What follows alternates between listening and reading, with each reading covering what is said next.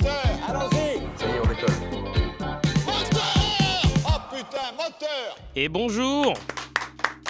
Bienvenue dans cette nouvelle émission dont n'est pas filmée, l'émission cinéma de Station B. On est très heureux de vous retrouver pour cette émission horrifique puisque Halloween arrive à grands pas dans quelques jours. Nous avons Lenny pour cette émission. Comment vas-tu, Lenny ? Bah écoute, très bien. Mais on a aussi Joshua. Salut. Et on a évidemment quand même le grand sage pour cette émission. Nous avons Seb de retour. Salut à tous. Bon, et nous avons un petit nouveau, le petit dernier. Précision d'un film qu'on va chroniquer tout à l'heure. C'est Sullivan. Comment vas-tu, Sullivan ? Très bien, bonsoir messieurs, heureux d'être parmi vous. Ben oui, et malheureusement, nous n'avons pas de micro pour Marion, mais on salue Marion à la régie qui sera coupée, donc censurée au vu des dires qu'elle a eus sur la dernière émission. Cet entretien sera intégralement pas filmé. Mais avant de retrouver nos chroniques autour de plusieurs films français et une petite redécouverte d'un film d'horreur de cette année qui avait plutôt marqué. On va faire une petite actualité autour du cinéma, donc autour de Caen. On a plusieurs événements, en plus, qui plus est, ce vendredi. Alors, il y a la nuit de l'horreur au Café des Images. On avait eu des invités, pour rappel, sur la dernière émission, avec 4 films. Donc, ça commence à 19h, les festivités, donc pour ce 31 octobre. Et les films vont commencer à 21h. On rappelle les 4 films. À 21h, vous avez Oddity.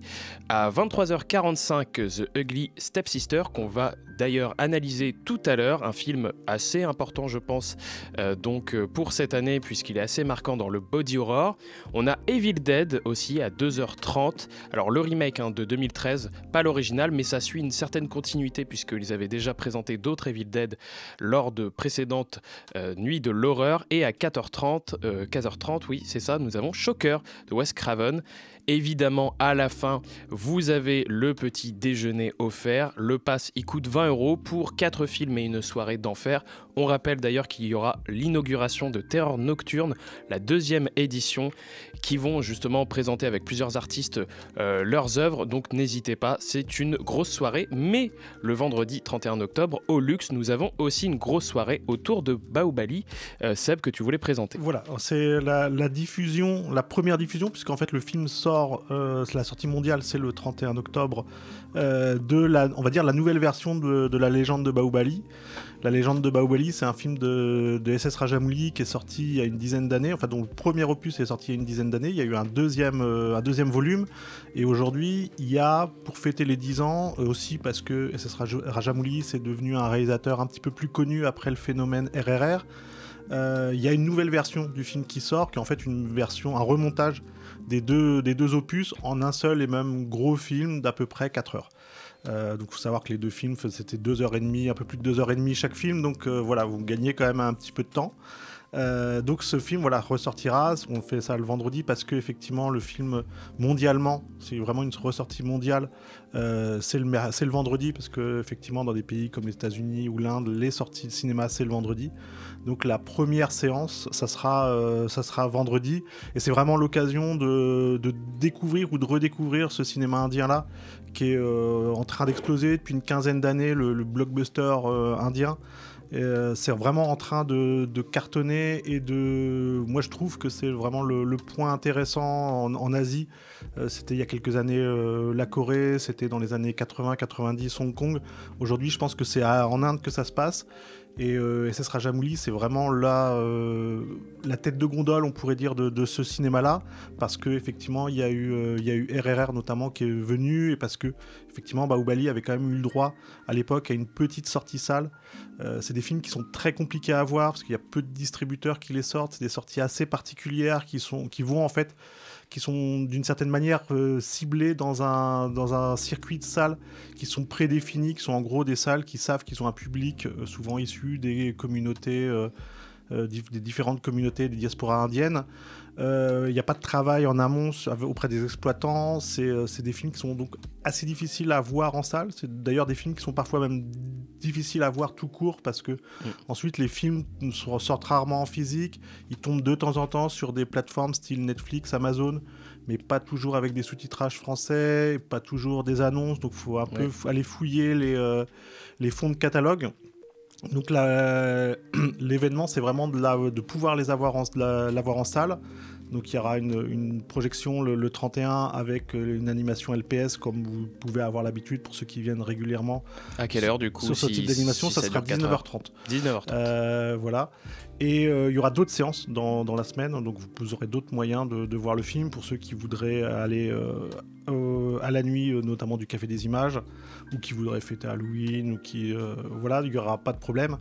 Et aussi pour dire que c'est le début d'une saga, puisque Carlotta, donc, qui pilote cette ressortie, va ressortir 2 films en 2026. Donc le film précédent qui s'appelle Iga.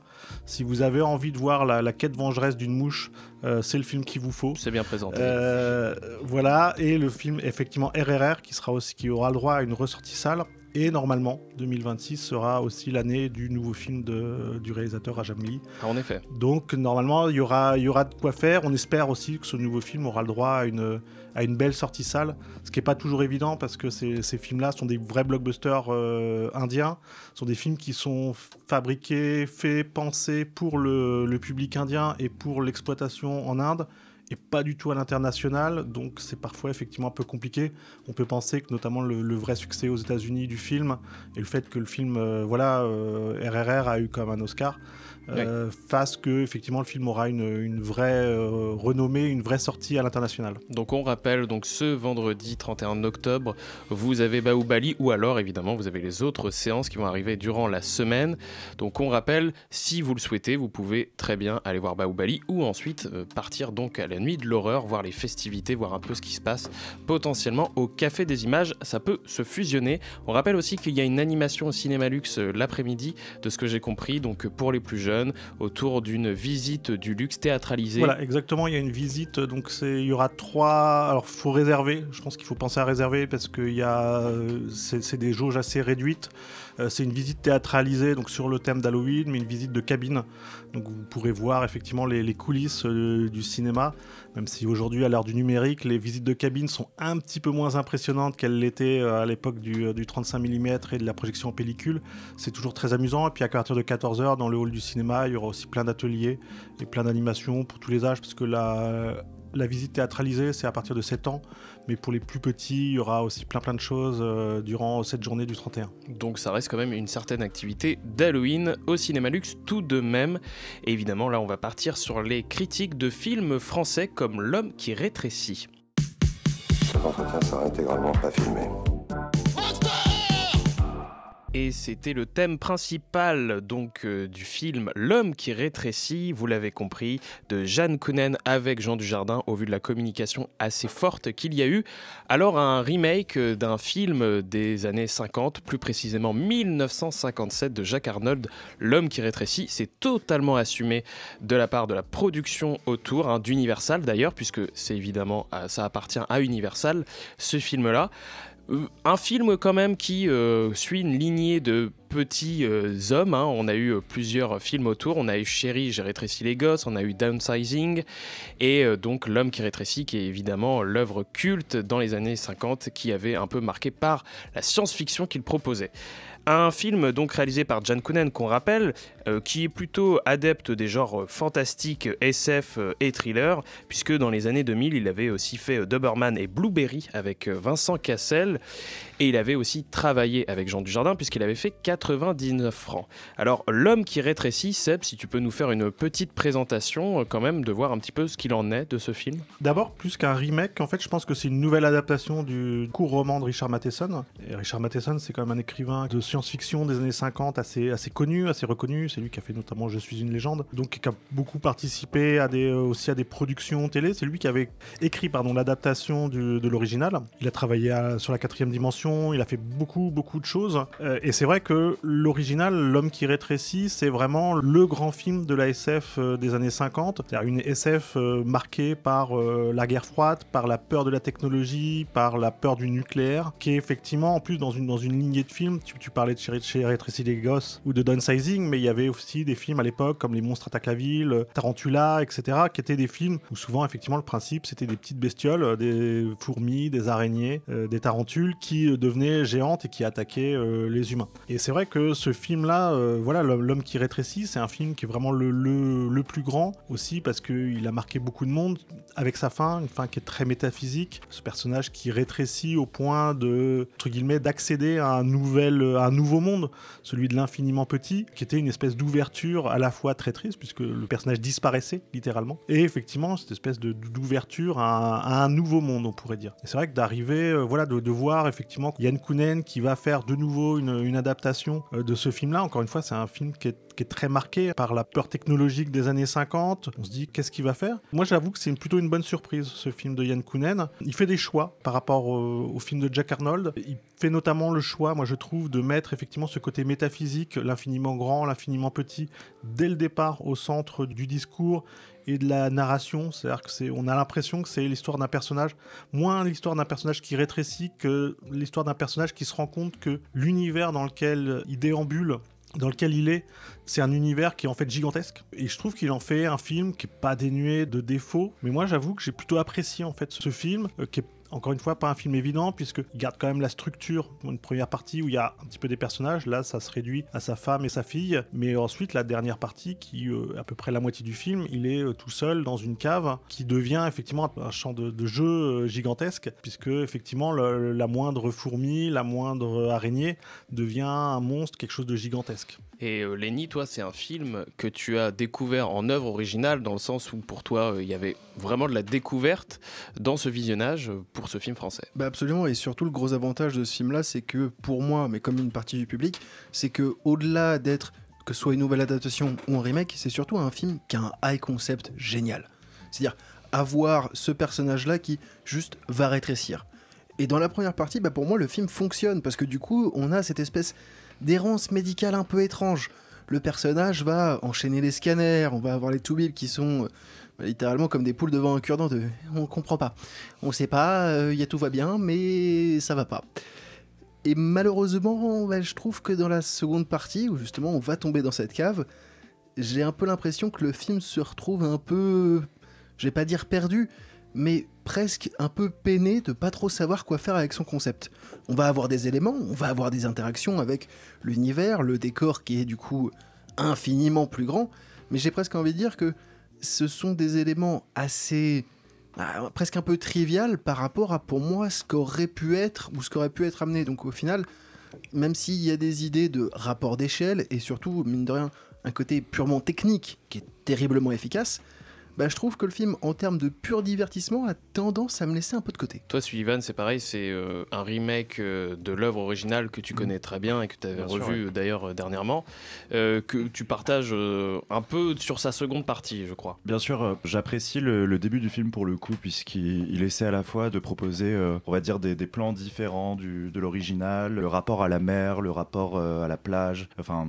Pour le coup, on a vraiment ce parti pris de tourner le film en France et de montrer du coup des décors français, de montrer du jardin déjà minime face à l'immensité de plages qui ont l'air celles de l'Ouest ou de la Bretagne, mais globalement voilà. Donc on a des idées de mise en scène qui fonctionnent et progressivement disparaissent, où à partir de la cave, je suis sorti un peu du film. Déjà, on est en 2025 et pour moi, reprendre quasiment trait pour trait l'original avec une simple amélioration technique, c'est assez paresseux, dans la mesure où j'aurais aimé justement que cette cave, qui peut être aussi un symbole de mémoire, de souvenir pour cette famille, au-delà des quelques gimmicks autour de fourmis, autour d'araignées qu'on a déjà vu dans l'original, moi j'aurais aimé justement que cette cave soit beaucoup plus vivante que dans l'original, et qu'on ait aussi justement une continuation dans son rapport à sa famille, à sa fille, à sa femme, dans la cave. Qui était bien développé. Qui était bien développé, et que du coup son rapport aux autres soit beaucoup plus ludique dans la deuxième partie, qui de toute façon se veut ludique de base. Donc voilà, vraiment cette deuxième partie m'a laissé sur ma faim.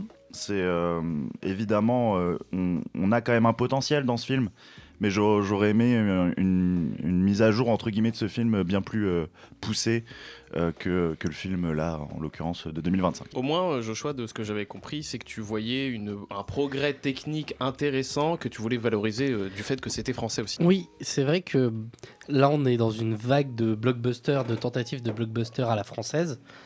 Et il faut savoir que ce film-là, c'est surtout une commande. C'est Jean Dujardin qui est parti chercher Yann Kounen. Et c'est vrai que comparément, le travail de Yann Kounen est très soigné quand même sur les plans et autres, mais surtout la partie technique.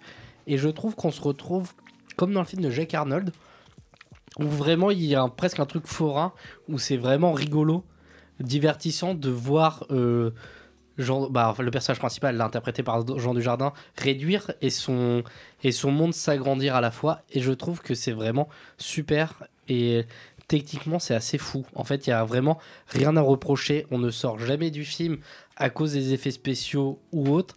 Et vraiment, et l'implication, et ça marche notamment parce que Jean Dujardin est très impliqué dans le film. On y croit vraiment, ses jeux de regard, ses intentions sont vraiment super. Et ça, c'est vrai qu'il faudrait le mettre en avant parce que rarement j'ai vu un film français au budget techniquement aussi bon.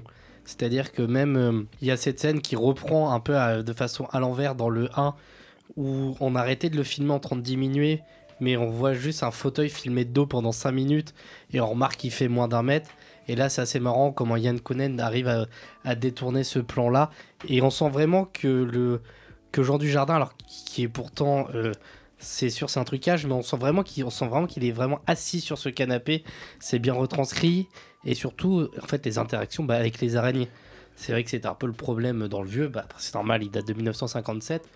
L'interaction avec le décor, plus il est petit, on y croit absolument. Et il y a plus d'interaction avec les bestioles. Là où c'était une superposition dans celui de 1957, qui a encore un charme aujourd'hui, mais un charme désuet. Que là, on sent le personnage toucher les objets, toucher les animaux, et qui se sent vraiment en danger. Mais en termes de mise en scène, vous n'avez pas l'impression quand même que la première partie peut écraser quelquefois la deuxième partie, dans un sens, vu que, on rappelle quand même que le film de Jack Arnold, l'original de 57, était quand même une prouesse technique qui reste impressionnante encore aujourd'hui quand on revoit les images. C'est sur la première partie en fait que je trouve Yann Kounen fait aussi le plus de choix par rapport à l'original. C'est-à-dire qu'il y a effectivement beaucoup moins d'interaction avec le monde extérieur que dans le Jack Arnold. Jack Arnold, on peut avoir aussi un discours autour de la perte de la masculinité. C'est un personnage qui rétrécit, donc qui devient de fait, et qui vit mal le fait, par exemple, de devenir plus petit que sa femme. Donc il y a un truc comme ça, il devient le monde entier est au courant de son état, ce qui n'est pas le cas là. Il y a quelque chose de plus, je pense qu'il y a quelque chose de plus intérieur dans le Yann Kounen. Finalement, les personnages, sa femme, il y a effectivement la relation avec sa femme et sa fille, mais tout l'intérêt, je pense, il est un peu ailleurs. Il est du côté de Dujardin. Il est dans ce qui va effectivement sortir de cette espèce de process intérieur, on pourrait dire, et de cette découverte. Il y a quelque chose de cet ordre-là, en fait, dans le film. Et c'est sans doute pour ça que, effectivement, je pense que les personnages secondaires sont moins développés, moins intéressants dans le Kounen. Et aussi, effectivement, après, c'est pas facile, c'est-à-dire qu'il se retrouve, entre guillemets, tout seul. Dans la deuxième partie, il faut vivre... Oui, je suis un peu d'accord. Parfois, effectivement, Yann Kounen a du mal à faire vivre cette deuxième partie qui est pas facile et dans lequel, effectivement, il utilise... Alors, a priori, c'est une demande des producteurs, mais il utilise notamment une voix off qui est pas toujours très bienvenue, je trouve, dans le film. Alors, il a le bon goût de pas nous tartiner de voix off, mais ces espèces de citations, on se croirait revenu chez Sylvain Tesson. C'est quand même, des fois, une espèce de sentence sur la vie, la mort. Moi, c'est un truc que j'ai trouvé effectivement vraiment dommage. Et pour revenir sur ce que disait Seb, je trouve que là où c'était aussi un très bon point de modernisation, c'est que dans le vieux film, tout le monde est au courant que le personnage principal est attaqué par cette maladie. Et là, je suis assez content qu'il revient pas dessus dans la modernisation, parce qu'au moins, il va pas faire un truc sur les réseaux sociaux ou autre. Et c'est quelqu'un qui préfère se cacher du monde extérieur, tellement qu'il a honte. Et je trouve ça plutôt intéressant. Et qu'on retire aussi cette partie assez gratuite, je trouve, dans le Jack Arnold, où il va juste à un cirque pour dire qu'il est une bête de foire. Je trouve ça plutôt pas mal qu'il ait retiré ça. Oui, Lenny. Ironiquement, perso, moi je dirais presque le contraire. Je trouve ça presque dommage, parce qu'au final, j'en ai rien à foutre que ce soit fait maintenant. Enfin, je veux dire, j'en ai rien à foutre même que le film sorte maintenant. À part 2 passages avec... ils ont des téléphones portables. Que le film se passe en 2025, que le film se passe dans les années 80, cette cave, ce serait la même. Oui. Le rapport avec son environnement, ce serait le même. Et au final, cette maison et presque son côté tangible on s'en fout. Alors que pour moi, ça aurait été presque le moment où justement tu peux jouer avec un rapport à des anciennes technologies. Parce que si t'es dans une cave, du coup, comme tu l'as dit, on peut avoir ce rapport au souvenir. Ou même justement quand on est en train de rétrécir, vu que sa voix va diminuer, même si le film est intelligent dans le sens où il y a parfois un rapport d'échelle où justement, quand il est plus petit, c'est sûr que même sa gamine, quand elle parle, elle peut lui faire physiquement mal. Mais je sais pas, supposons que sa baraque était commandée par une Alexa ou que sais-je. S'il rapetisse, sa voix change ou la machine ne le détecte plus. Donc ça aurait pu être un rapport, mine de rien, de cette forme d'échelle, pas forcément un rapport de réseaux sociaux, on est d'accord. Mais c'est presque pour moi un loupé, parce que du coup, avec cette modernité, pour moi, il y avait un terrain de jeu sur lequel on peut aller, mais qui est pas là. Non, complètement d'accord avec Lenny. Déjà, ce n'était pas forcément obligatoire, mais montrer tout de même le rapport aux nouvelles technologies dans un remake de 2025, pour moi, ça aurait pu être judicieux. De le voir ne serait-ce en fonction de ses tailles, avec un téléphone qui devient un écran de cinéma gigantesque. Là, voilà, moi, ça m'aurait intéressé. Et en plus, moi, sur cette deuxième partie, le fait qu'on ait constamment des dates, moi, ça m'a un peu perturbé, puisque il y a une forme de dialectique de son rétrécissement que je ne comprends plus au bout d'un certain moment. Parfois, on saute de 2-3 semaines. Bon, c'est secondaire, encore une fois, hein, mais... Pour rebondir sur le fait qu'on sorte pas forcément d'un point de vue technique du film, moi le rapport au temps par contre m'a sorti du film, où à un moment donné je ne comprenais plus forcément quelle était sa taille, quel était son rétrécissement de semaine en semaine, et cette deuxième partie c'est là aussi l'une des lacunes que j'y trouve, qu'on a beaucoup moins dans la première partie, ou par rapport justement aux objets aussi de la maison, par rapport aux vêtements, on a une meilleure compréhension de son rétrécissement et des épreuves qu'il vit, alors que la cave, là, tout d'un coup, tout se condense finalement dans son rétrécissement. Et c'est là aussi un peu dommageable pour moi, vu les progrès d'effets spéciaux qu'on est en droit d'attendre en 2025. Et voilà, donc c'est un film tout de même qui est à découvrir par ses exploits techniques et évidemment autour, on l'a précisé un petit peu aussi, tout son travail sur la texture. Le film va aller un petit peu plus loin que l'original, même si on y voit certaines lacunes autour de la table. Une première partie en tout cas qui vaut franchement le coup. Je pense que c'est à découvrir par rapport à cela. Un film donc à découvrir au cinéma. Mais où est-ce qu'il est, ce con de Birchman? Qu'est-ce qu'il fout? Et désormais, nous partons sur une autre proposition quand même, qui est plutôt la petite dernière, donc une proposition autorale. Un film qui, je crois, alors là, je vais laisser Sullivan quand même au micro, puisque c'est un film, toi, qui t'a marqué directement, que tu avais pu en plus voir en avant-première, ouais, bien sûr. Puisqu'il avait été présenté il y a quelques semaines. Effectivement, déjà en aparté, moi, c'est totalement le langage cinématographique qui est le mien. Donc je suis bon client, mais pour autant, Avia Herzi, elle m'avait déjà impressionné dès tu mérites un amour en 2019, puis après Bonne Mère en 2021 de mémoire. Et pour moi, c'est un film qui continue parfaitement son début de carrière de cinéaste, et qui fait aussi écho avec son jeu d'actrice qu'on peut voir même l'année dernière dans Borgo. Il y a une cohérence finalement dans la petite dernière, et une cohérence surtout sur l'héritage direct ou indirect de Keshish, évidemment, quand on sait son lien malgré tout passé avec ce cinéaste. Donc pour moi, la petite dernière, c'est un projet qui est précis, qui est pudique, qui raconte parfaitement le parcours d'une jeune femme qui vit des expériences négatives par rapport à sa sexualité et aussi sa foi, mais avant tout, surtout, un rite initiatique la concernant.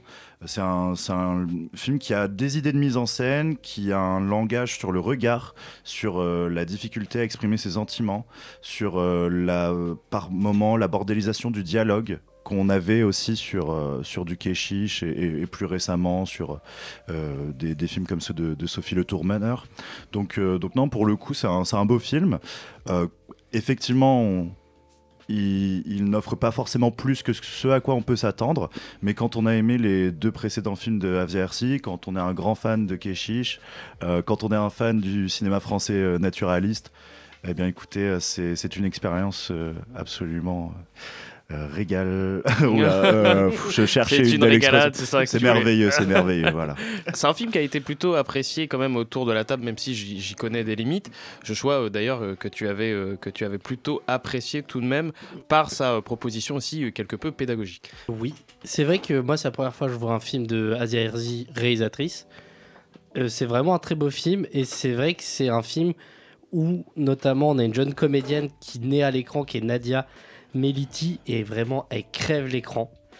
Et c'est vrai que Asia Herzi, comme tu en parlais, vient du cinéma de Keshish, et on retrouve pas mal de cinéma de Keshish dans les scènes, on va dire, de sensualité. Les corps sont super bien filmés, la caméra sait s'arrêter à quel moment.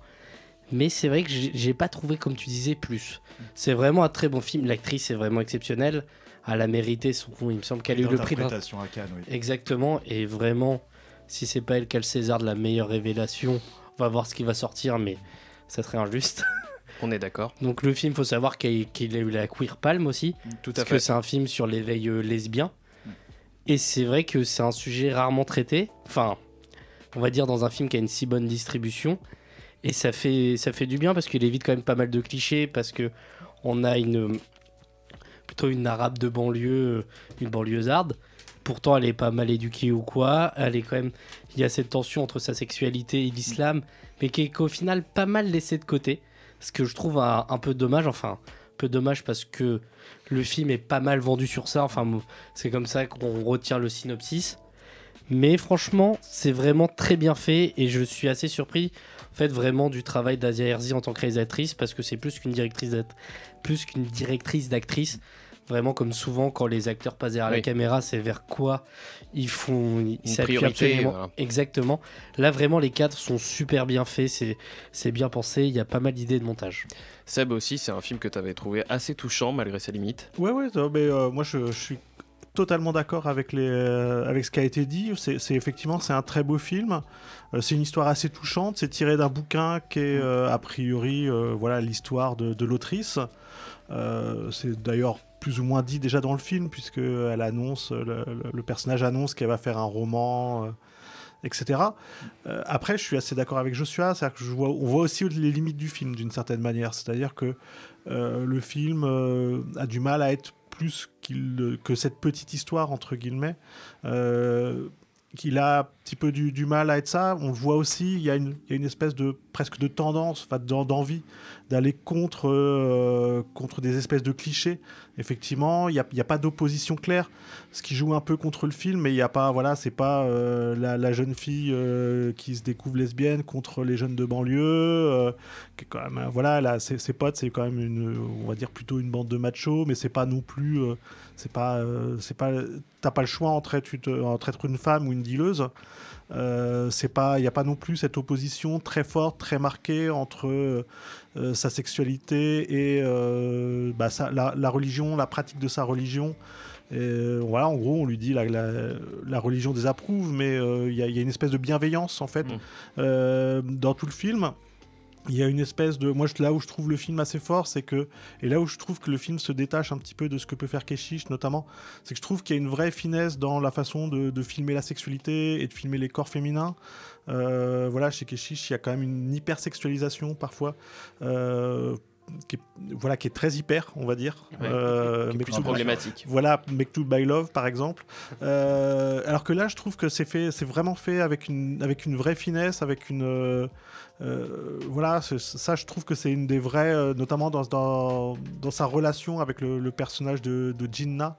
Je trouve qu'il y a une, voilà, c'est là où le film arrive vraiment, je trouve, à être assez fort, à être assez touchant. De ce qu'on voit, c'est un film qui explore quand même pas mal de sujets. C'est là aussi où tu voyais quand même des qualités du film, mais malheureusement, Lenny, le fait d'explorer ces sujets, c'était pas assez approfondi dans ton sens. Bah oui, parce que mine de rien, comme Seb vient de le présenter, on a presque la sensation que le film a à la fois un sujet, c'est-à-dire cette héroïne, Fatima, mine de rien, qui se découvre lesbienne, mais l'histoire, la résumer, ça va être compliqué. C'est-à-dire qu'on n'a pas spécialement d'antagoniste, on n'a pas spécialement de narration, on est pour moi presque juste sur une année dans sa vie où elle se découvre. Donc le film va avoir pas mal de pistes, que ce soit ses amis qui sont au lycée, avec cette période où ils vont passer le bac, que ce soit justement l'après, avec la fac, où elle va en fac de philosophie. Donc c'est un thème, mine de rien, qui est assez intéressant, parce que on est sur quelqu'un qui se découvre, qui est à la fois un peu perdu, mais qui a des repères, parce que, comme vous l'avez répété, le film est doux, le film est beau, et même son cocon familial, même s'il est peu forcément à se retrouver un peu en opposition, on a quelque chose qui reste stable, qui est assez, j'ai envie de dire, sympathique, hein. On n'est pas forcément sur une forme d'opposition globale. Et au final, le film n'a pas l'air de trancher, parce qu'on a plus l'impression que c'est cette errance constante du personnage. Personnellement, moi j'avouerais qu'il y a quand même un truc qui me fait personnellement tiquer, après je ne sais pas si c'était dans le bouquin d'origine, mais le fait est qu'on est cette adolescente, hein, cette jeune femme de peut-être 18, 19 ans maximum, qui va être éduquée par des femmes quand même vachement plus âgées, de peut-être 30, 45 ans facilement, parfois peut mettre un peu mal à l'aise. En tout cas, personnellement, ça met un peu une distance, hein. Ça peut être compliqué, même si la réalisatrice est quand même assez douée pour rester toujours dans le contrôle, et notamment dans une scène de voiture. Je n'en dirai pas forcément plus pour pas spoiler, mais là où on a un environnement qui est assez lourd, hein, soyons parfaitement honnêtes, la mise en scène est toujours dans un contrôle, on reste toujours très doux et jamais appuyé, là où n'importe quelle de cette situation où vous y auriez mis un homme, que ce soit à la réalisation ou que ce soit dans le scénario, aurait rendu la scène tout de suite beaucoup plus anxiogène à mon sens. Oui, non, je vois où tu veux en venir, et en même temps, toute cette bienveillance qui ne mène jamais forcément, en termes de scénario à plus. Moi, j'y trouve une grande qualité. C'est que déjà la géographie constante dans ce film me raconte des choses. Son amour hétérosexuel qui, en début de film, se retrouve constamment étriqué dans un hall d'escalier, et pareil justement son premier date lesbien dans cette voiture, ça raconte quand même des choses sur ce personnage qui au fur et à mesure va devoir s'ouvrir, va prendre le RER, va aller dans des campus universitaires, le cadre va s'ouvrir, et pour finir même jusqu'à on va rien, mais des scènes d'amour avec le personnage de Gina en pleine nature, et à des moments du film justement où il y a pour moi une résolution. C'est que c'est un personnage qui malgré tout évolue jusqu'à sa fin, et voilà, là-dessus moi je suis assez satisfait. Seb, tu voulais faire un petit mot? J'étais plutôt d'accord effectivement avec Lénie, et notamment on peut avoir l'impression d'une espèce d'effet catalogue de tous les problèmes qu'elle aurait pu avoir en fait. C'est-à-dire que, et effectivement, comme tout se passe pas forcément bien, mais tout se passe dans une certaine logique, il y a quelque chose qui passe, mais qui en fait un film presque un peu monocorde parfois. Voilà, c'est là, malgré les qualités, parce qu'effectivement on peut dire effectivement oui, il y a ce côté étriqué, elle est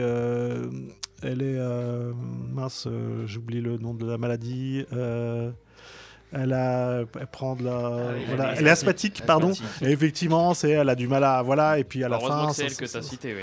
Voilà, elle est asthmatique, donc voilà, évidemment, elle est étouffée par son, on peut le lire comme ça, évidemment, mais voilà, je trouve effectivement, ouais, ça reste un beau film. Bah écoutez, c'est un film, encore une fois, à découvrir. Oui, Joshua, tu voulais faire un petit mot? Un petit message pour Lou qui m'a dit de le dire, vive les lesbiennes. Ah bah oui, puisqu'en plus ils l'ont présenté à Mediapart tel quel, où ils ont fait une petite conférence débat autour. Donc si vous voulez justement continuer après ce film à voir potentiellement au Café des Images, n'hésitez pas à voir aussi sur la chaîne YouTube de Mediapart par exemple.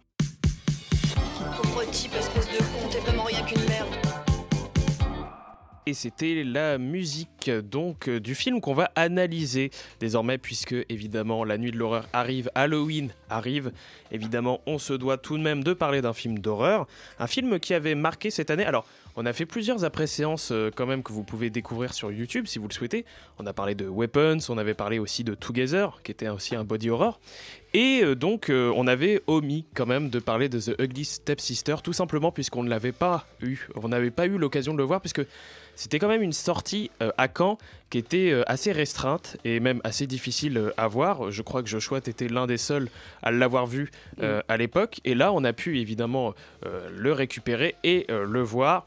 Et c'est une belle découverte. C'est un film, je pense, body horror de cette année qui va être particulièrement marquant et qui peut donc se découvrir encore une fois à la nuit de l'horreur. Donc c'est un premier film norvégien d'une réalisatrice qui réussit à faire un conte réimaginé autour de Cendrillon, Joshua. Oui, bah c'est vrai que le concept est assez fort de se dire on va prendre le conte que tout le monde connaît de Cendrillon et mon personnage principal ça va être la belle-sœur et d'en faire un film d'horreur et ça marche complètement. Cette pauvre femme qui est poussée du coup par sa mère qui a 2 doigts de la faillite pour qu'elle soit l'élue du prince, la plus belle au bal, va lui faire de la chirurgie esthétique et elle va rentrer dans une folie de plaire absolument par tous les moyens parce qu'il y a... Il faut le préciser, c'est de la chirurgie esthétique donc du De 18e siècle, enfin il y a d'une époque il y a une scène imaginée. de paupières. Sur grand écran, ça peut faire tourner l'œil. Ah, je pense. Mais c'est du body horror, donc évidemment tout va se tourner autour de la chirurgie esthétique. Bah, du coup, corps de cette jeune fille qu'on trouve lambda en fait, que trop lambda pour le prince et que du coup va falloir pimper. Excusez-moi du terme. Tu fais des références un peu obscures, mais oui, ok, vas-y. Et- On te laisse là-dessus. Mais c'est une réussite, moi je trouve assez totale. Surtout c'est assez impressionnant pour un premier film. Oui. Et, les make-up sont assez fous quand même. Les costumes, Et les parce que c'est costumes. un film d'époque, Mmh. donc à costume. Et c'est surtout, moi je trouve le travail aussi de décor, ce château de plus en plus froid, vide, qui interpelle énormément. Oui, puisqu'il y a aussi un travail, une esthétique implacable là-dessus, une vraie beauté dans la morbidité aussi quelquefois, où on peut avoir des vrais tableaux à l'écran, ce qui est assez impressionnant puisqu'on va donc flirter soit avec un mal intérieur qui commence à corrompre de plus en plus le personnage, littéralement, sans on n'en dit pas plus. sans donner d'éléments évidemment sur le film, tout en ayant justement cette esthétique, en effet, qui pourrait appartenir au conte imaginé et rêvé d'une potentielle jeune femme autour d'un prince rêvé. C'était un film, alors je sais que t'es un peu moins horreur Sullivan de ce côté-là, mais c'est quand même pour le coup un visionnage que t'avais plutôt aimé par ses propositions. Oui, voilà, c'est une belle surprise. Bon, déjà parce que c'est un premier film et qu'il offre directement un espèce d'univers. Moi, j'ai aimé ce petit côté Podane qui rencontre The Substance. Non, pour le coup, c'est extrêmement grossier. Il n'y a aucune subtilité dans ce film. Oui. De toute façon, Il faut souffrir pour être belle, on le voit plusieurs fois même à l'écran. Oui, avec des affiches. Donc voilà, on passe quand même 1h30, 40, je me souviens plus, Oui, c'est ça. presque 50. Ouais. Voilà, bon, pour le coup, le message, il est clair. On aurait même pu renommer le film comme ça. Et comme Oui, non, mais et au complètement, moins, ça peut être le les sous-titre. choses étaient directes. Mais bon, pour autant, voilà, moi j'ai aimé justement ces tableaux de contes de fées qui vont ensuite partir en horreur, cette destruction du mythe de Cendrillon. Voilà, exactement. C'est une affaire à suivre. Il y a énormément de défauts.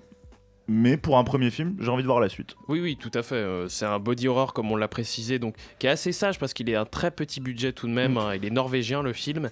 Et pas si sage que ça. Moi. Alors, sage dans le sens où, si vous pensez que c'est The Substance dans l'idée, si vous Oui, l'avez vu, oui. on n'est pas sur le florilège horrifique du body horror Pas comme de fausse promesse. qu'on peut voir aussi dans un Cronenberg. Ah. On reste assez sage dans le sens où il y a plus des scènes restreintes qui vont être évidemment très efficaces. Attention, qui sont même des fois horriblement efficaces. Tu vois, je Allez-y. trouve que c'est la limite dans Substance, mais le projet de Substance, tu sens qu'il y a un côté plus pop que là, Ugly Stepsister, même s'il va en foutre moins sur les murs, les scènes vont être peut-être un peu plus viscérales. Ah bah c'est Bien plus efficaces que dans The Substance. Même si j'adore The Substance. Il est un peu plus mitigé, Lenny. Oui, parce que c'est vrai que mine de rien, personnellement, on avait parlé comme un film de body horror qui tourne autour de cette figure de Cendrillon, ce genre de choses. Personnellement, mon imagination, 2-3 festivals, un peu de films d'horreur, me disent ok, on va s'éclater, le prince, on va en voir les tripes, on va s'amuser, les souliers vont être en verre, mais je sais pas, on va les chauffer. Enfin, bref, peut y avoir des choses, quoi. On peut s'éclater. Mais malheureusement, visiblement, vu que la plupart du budget du film, c'est clairement dans les costumes, les décors, et ça rend très très bien, vous l'avez dit, et surtout, un film pareil pour un premier film, ça devait être casse-gueule, hein, ça devait être sacrément compliqué. Complètement. Donc le film est mine de rien très bien géré là-dessus. Mais c'est vrai que le côté body horror, on n'a que quelques scènes. On a des scènes très efficaces, mais personnellement, moi, c'était presque un peu la frustration à la fin du film de me dire et ça manque peut-être d'une scène finale, d'un vrai coup de coup près à la fin où on y va un peu plus brut. Même si c'est vrai que le principe du film est assez intéressant de décaler, mine de rien, de la caméra et de se concentrer sur l'une de ses belles-sœurs, celle qui essaye de plaire, mine de rien. Et c'est vrai que ce côté corruption est assez marqué, mais personnellement, pour moi, c'est presque des oripeaux que le film porte, parce qu'au final, c'est presque juste l'histoire d'une femme qui est juste bouffée par sa propre obsession. Parce que dès le début du film, on a, mine de rien, cet intérêt et cet attrait du personnage principal pour le prince. Elle se rêve avec, elle en rêve, il y a même cette espèce d'imaginaire qui est dans une couleur rouge un peu surprenante. Donc il y a tout ce rapport-là et toute cette envie d'y aller avec. Elle va forcément y perdre ses ailes. On n'est même pas sur un rail des fois. Oui, pas que. Mais c'est intéressant. Après, ça a ses limites. Je pense que ça fait partie d'un bon petit film en festival. Oui, complètement. De toute façon, l'esthétique et la gueule, on va dire, tout simplement dedans. On a aussi l'aspect que c'est un film anachronique, parce qu'on l'a précisé, donc on parle peut-être d'une époque imaginée du XVIIIe siècle, mais on parle beaucoup de chirurgie esthétique qui est très présente durant tout le film. Ce qu'il faut savoir, c'est qu'évidemment à l'époque, c'était absolument pas considéré, hein, c'était même en plus assez critiqué par l'Église, hein, évidemment. Et en plus, à l'époque, il y avait juste la rhinoplastie, mais c'était pas la même façon de voir, parce que évidemment j'ai regardé très rapidement, c'est pas la même façon de faire de la rhinoplastie comme dans le film. Là on est vraiment sur une vision moderne horrifique de la chirurgie esthétique, et donc c'est vrai que c'est assez impressionnant de voir aussi tous ces éléments. Parler aussi, des fois ils ont un parler assez moderne, c'est vrai que c'est assez surprenant de voir qu'ils sont assez frangeux entre eux, ou entre elles plutôt. La musique qui décale aussi assez le propos, on a l'impression des fois d'être un peu perdu, comme dans certaines scènes de danse, sur les danses classiques représentées. La nourriture aussi, hein, Tout où à on mange fait. des pâtes à la bolo à un moment donné. Enfin voilà, là-dessus, il n'y a rien de réel à bien des égards. C'est ça. Et donc du coup, on a vraiment une impression que le conte veut une universalité aussi dans son propos qui fonctionne totalement, je pense, parce que c'est pareil, il n'y a pas de réel antagoniste dans le film, puisqu'on va présenter plusieurs portraits de femmes qui ont, certes, on le voit très bien, hein, vont être soit pourries par la société, pourries par la vision de l'homme, qui, pour le coup, le male gaze, là, c'est un véritable fléau dans le film, mais qui fonctionne totalement. Bon, je pense que vous l'avez compris, moi, c'est un vrai coup de cœur pour le body horror, parce que je pense qu'il y a une vraie représentation qui fait une suite à The Substance, comme on l'avait dit l'année dernière. Et je trouve aussi, ce qui est intéressant, notamment, ça va être le personnage principal, avec ce côté rose et haute, elle a vraiment le trait caractéristique des comédies romantiques, c'est-à-dire la jeune naïve qui vit ses rêves. Et c'est assez marrant. Avec les poèmes, exactement, par exemple. Et que la présentation de Cendrillon, je vais pas vous spoiler, dans une étable, on s'y attendait pas. Oui. Et on se disait que, c'est marrant, c'est qu'ils vont faire vraiment de Cendrillon la méchante. Et au final, pas du tout. Le film est plus intelligent que ça. Il n'est pas critique non plus là-dessus. Il veut pas chercher non plus une dualité totale ou entre une les deux. victimisation totale de la belle-sœur. Je trouve ça plutôt... L'écriture est vraiment très intelligente. La manière dont elle a croqué les personnages. Totalement. Donc un film que vous pouvez découvrir donc à la nuit de l'horreur, The Ugly Stepsister, une réalisatrice aussi qu'on va regarder, Emily Blichfeld. Donc encore une fois, un film d'horreur que vous pouvez voir tout simplement, si vous le souhaitez, en SVOD très rapidement chez vous. Alors, en salle, c'est quand même beaucoup mieux la je pense. L'horreur. Encore une fois, par contre, vraiment, encore une fois, c'est comme tu disais, Lenny, les hémétophobes, tenez vos tripes là, parce que franchement, ça va y aller dur quand même sur la dernière partie. C'est pour ça qu'on aime bien aussi d'aller voir les films d'horreur en salle, c'est aussi l'aspect quand il y a beaucoup de gens qui se vomissent malaise potentiellement à côté de toi. Visiblement, quand je vois la tête de Marion, je pense qu'il y a des gens visiblement qui vont juste mieux essayer de fuir ce genre de film. Marion dit clairement qu'elle va pas voir ce film, je pense, clairement. Mais on préfère prévenir parce que évidemment le film est interdit moins de 16 ans. C'est pas pour rien. C'est pas que dans son côté vulgaire, c'est qu'il y a vraiment des scènes, pour le coup, comme on l'a dit, body horror, qui vont véritablement être efficaces. Même si elles sont restreintes, elles fonctionnent très bien. Donc encore une fois, The Ugly Egli Stepsister. Merci pour cette émission, ces chroniques que vous nous avez proposées autour de L'homme qui rétrécit, de la petite dernière et de The Ugly Stepsister. Merci Seb pour cette émission. Merci à vous tous. Merci, Sullivan, merci à Marion évidemment. Hein. Merci Sullivan pour cette première émission. Merci à vous de m'avoir intégré. Eh ben, avec grand plaisir. Merci Joshua. Encore merci à toi pour l'invitation et encore merci Marion pour l'enregistrement. Oui, évidemment. Merci Marion, puisqu'elle n'a pas de micro, Bah donc oui. évidemment, Mais on t'oublie tous. pas. On t'oublie jamais. On t'oublie jamais. Et merci Lenny aussi, qui est à la technique pour les belles images qu'il nous propose sur YouTube, par exemple. Je suis pas sûr de dire merci parce que la dernière fois que j'ai dit que c'était un plaisir de faire cette émission, je me fais engueuler. Donc moi, je pense faire un syndicat contre les présentateurs qui ne savent pas apprécier leurs chroniqueurs. Tu veux absolument de l'attention. Peut-être même leurs techniciens. Je suis sûr qu'avec Marion, ça peut bien se passer. Non, clairement, cherchez pas. C'est on va te renverser, Benjamin. La France de Macron n'est pas. Le micro de Lenny, Marion, on t'avait dit de le couper. La France de Macron n'aime pas ce genre de propos. Merci encore de votre écoute. Vous pouvez nous suivre encore une fois sur TikTok, sur Instagram, sur Facebook. Nous sommes aussi sur YouTube, vous l'avez bien compris. Évidemment, si vous nous suivez sur les réseaux, nous sommes sur lastationb.fr en réécoute ou alors à 17h le mercredi. Et on vous retrouve dans 2 semaines. Cet entretien sera intégralement pas filmé. Mais où est-ce qu'il est ce con